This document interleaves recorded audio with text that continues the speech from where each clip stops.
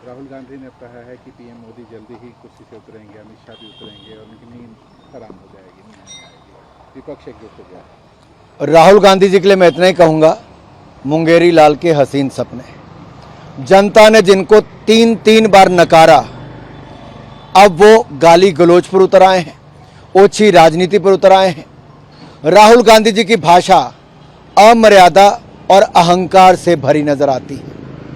राजनीति में मतभेद लोकतंत्र का हिस्सा है, लेकिन अशोभनीय टिप्पणी, संवैधानिक पदों का अपमान, ये एक आदत सी बन गई है राहुल गांधी जी की।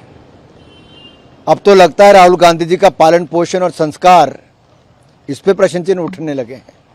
कांग्रेस की मानसिकता उजागर हो रही है। भारत की गौरवशाली राजनीतिक परंपरा रही है और इस गौरवशाली राजनीतिक परंपरा का अपमान बार बार कांग्रेस पार्टी के नेताओं ने किया, विशेष तौर पर राहुल गांधी जी ने किया है। आप कल्पना कीजिए, एक महिला विदेशी राष्ट्रीय अध्यक्ष पर अभद्र, अमर्यादित और ओछी टिप्पणी करना, ये राहुल गांधी जी और कांग्रेस की मानसिकता दिखाती है।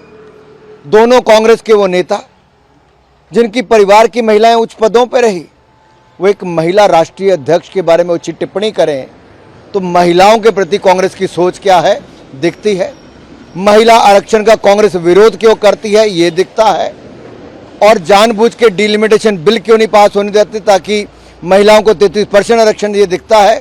लेकिन अब विदेशी महिला राष्ट्रीय अध्यक्ष पर अभद्र टिप्पणी करना, अमर्यादित टिप्पणी करना, ये इनके चरित्र को दिखाता है, इनके पालन पोषण को, इनके संस्कारों को दिखाता है। नेता प्रतिपक्ष राहुल गांधी जी सदन में और सड़क में दोनों में पूरी तरह से विफल रहे।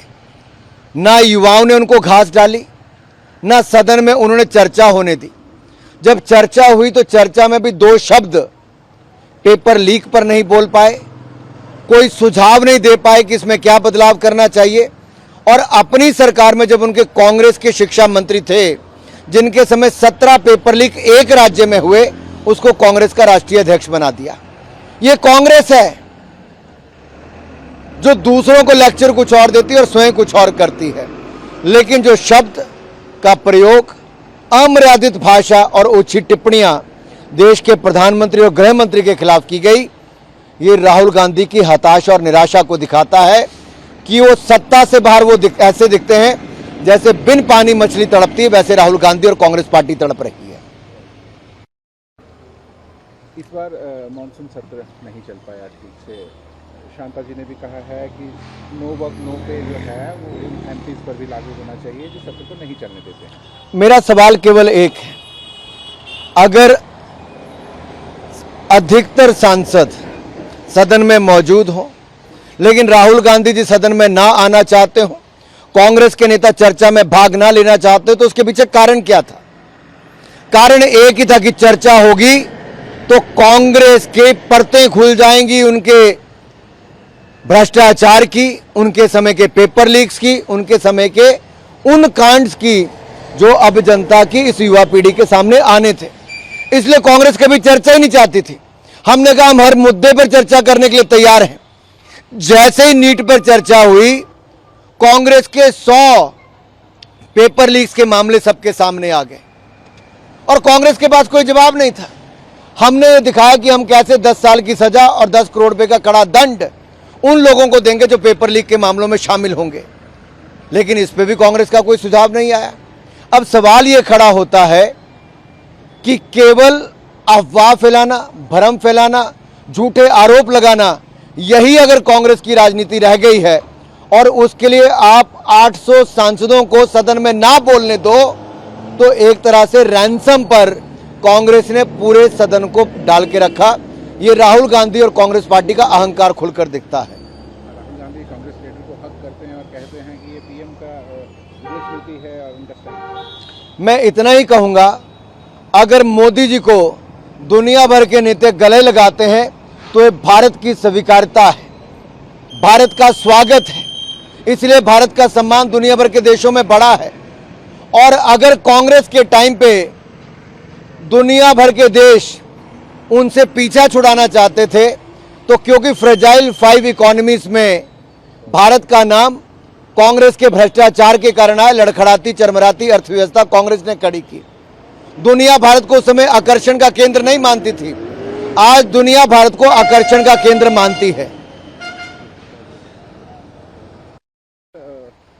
ईरान वॉर को लेकर के राहुल गांधी का मानना है कि पाकिस्तान जो है वो बेहतर स्थिति में आ गया है, बल्कि भारत को वहां होना चाहिए था। राहुल गांधी जी के बयान अधिकतर चीन और पाकिस्तान के समर्थन में ही होते हैं, और एक बार फिर राहुल गांधी जी ने बता दिया कि उनको पाकिस्तान ही प्यारा है, चीन ही प्यारा है, इसलिए उनकी तारीफों के पुल वो बांधते नजर आते हैं। और जब चुनाव आते हैं तो पाकिस्तान के नेता भी राहुल गांधी की तारीफों की पुल बांधते रहते हैं।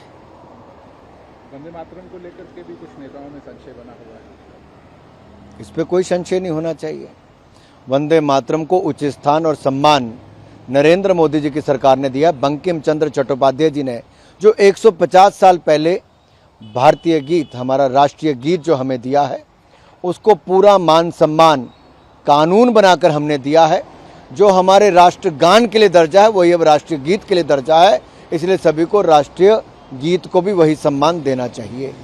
पंजाब के फॉर्मर डिप्टी सीएम जो थे सुखबीर सिंह बादल, उन पर हमला हुआ है महाराष्ट्र में।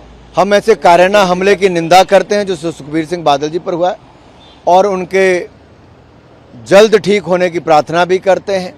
और इतना ही कहूँगा, लोकतंत्र में हिंसा का कोई स्थान नहीं है, और इस तरह के बार बार हमले जो सुखबीर जी पर हुए वो दिखाता है कि कुछ लोग पंजाब में अशांति वाला माहौल पैदा करना चाहते हैं।